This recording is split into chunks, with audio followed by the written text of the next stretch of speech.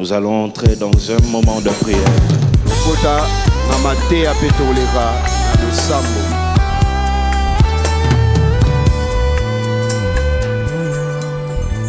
Salut les amis, merci de nous permettre d'être chez vous au travers de vos postes téléviseurs et même peut-être de vos ordinateurs ou vos téléphones, afin que nous puissions partager ensemble ce petit moment et que nous puissions nous enseigner une toute petite leçon que je trouve très importante. Par la grâce de Dieu, nous allons la partager ensemble. Alors permettez-moi de prier. Seigneur, merci pour ce temps. Merci, nous prions de nous parler. Enseigne-nous tes voies par ta parole, dans le nom de Jésus. Amen. Je suis dans le livre de Marc, au chapitre 12, à partir du verset 13. La Bible déclare: « Ils envoyèrent auprès de Jésus quelques pharisiens et des hérodiens afin de le prendre au piège de ses propres paroles. Ils vinrent lui dire: « Maître, nous savons que tes paroles sont vraies et que tu ne te laisses influencer par personne, car tu ne regardes pas à l'apparence et tu enseignes le chemin de Dieu en toute vérité. Est-il permis ou non de payer l'impôt à l'empereur?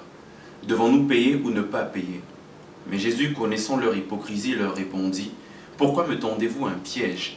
Apporte-moi une pièce de monnaie afin que je la voie. » Ils en apportèrent une. Jésus leur demanda: « De qui porte-t-elle l'effigie et l'inscription? De l'empereur, lui répondirent-ils.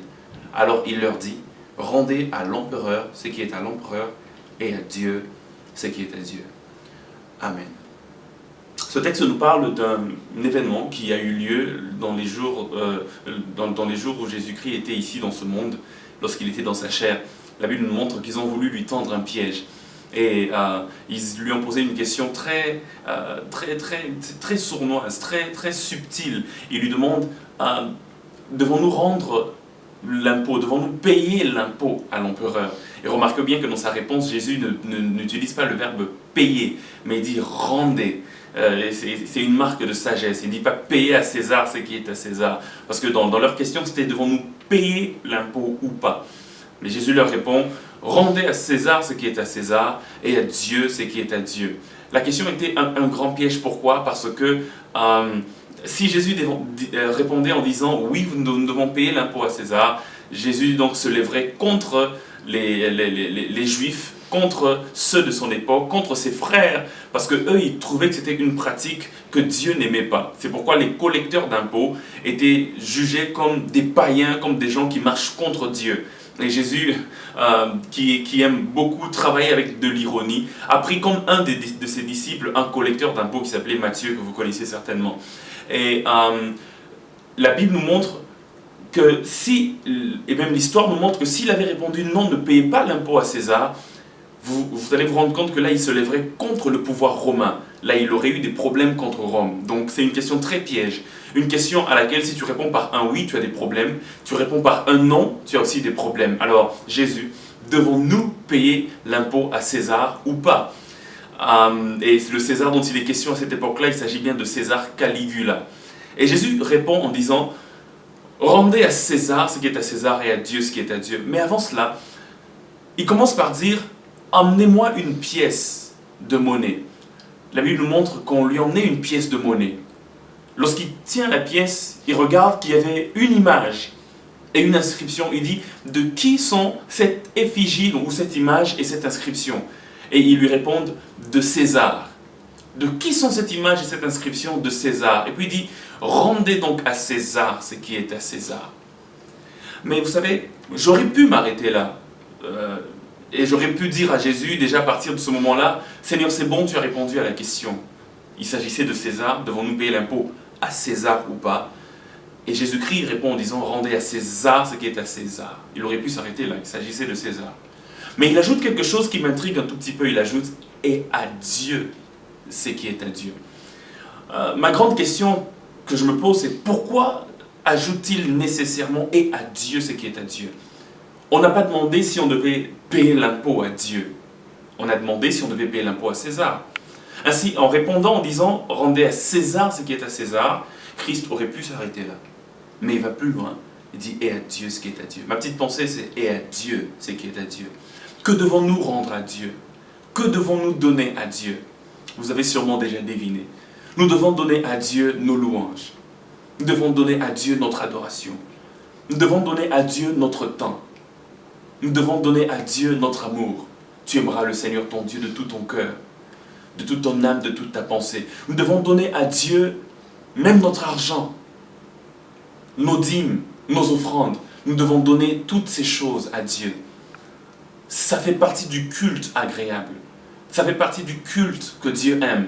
Nous devons donner à Dieu les prémices de nos vies, les premiers instants de nos journées. Rendez à Dieu ce qui est à Dieu. Rendez à Dieu ce qui est à Dieu. J'aimerais t'inviter, toi mon frère, toi ma sœur qui est en train de me suivre, de rendre à Dieu ce qui est à Dieu. Des louanges, de l'adoration, des sacrifices de tout genre. Rends à Dieu ce qui est à Dieu. Une vie sainte, une vie sanctifiée. Rendez à Dieu ce qui est à Dieu.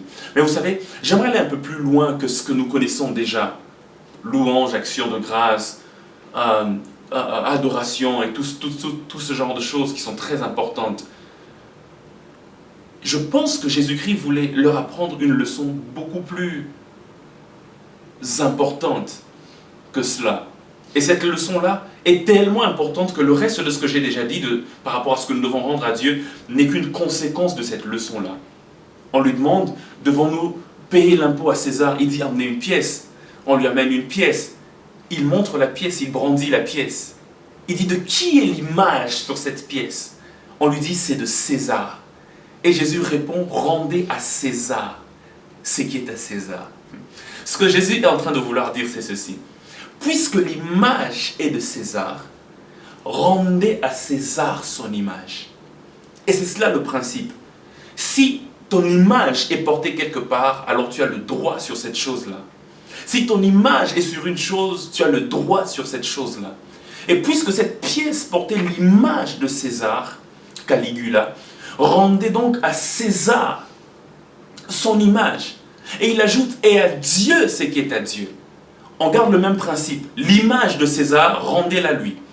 Alors si à Dieu ce qui est à Dieu, alors nous devons rendre à Dieu aussi son image. De la même manière que vous rendez à César son image contenue sur une pièce, alors cherchez quelque chose qui contient l'image de Dieu et rendez cette chose-là à Dieu.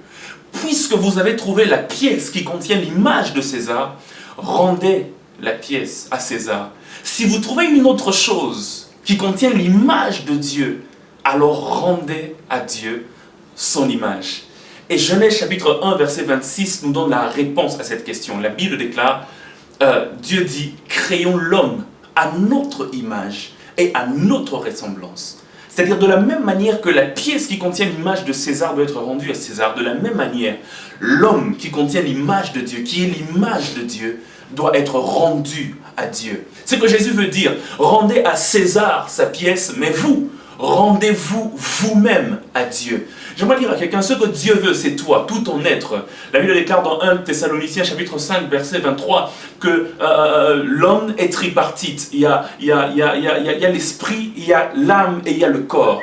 Et lorsque Jésus est en train de dire, rendez à Dieu ce qui est à Dieu, il veut dire, vous hommes, vous qui m'écoutez, Dieu veut que vous soyez sa propriété. Votre esprit, votre âme, vos corps doivent être rendus à Dieu. J'aimerais dire à une sœur, j'aimerais dire à un frère, ton esprit, ton âme, c'est-à-dire le siège de tes sentiments, ton corps qui est le temple du Saint-Esprit, tout cela doit être rendu à Dieu. Dieu veut avoir le contrôle dans tous les domaines de ta vie. Dieu veut avoir le contrôle sur tout ton être. Dieu veut avoir le contrôle sur tout être et sur tout l'être.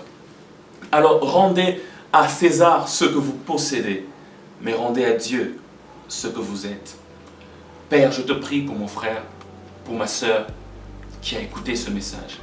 Nous voulons nous rendre nous-mêmes à toi, corps, âme et esprit. Seigneur, merci pour le salut de l'esprit, le salut de l'âme, le salut du corps. Tu es venu non pas pour des objets, non pas pour des pièces, tu es venu pour les hommes.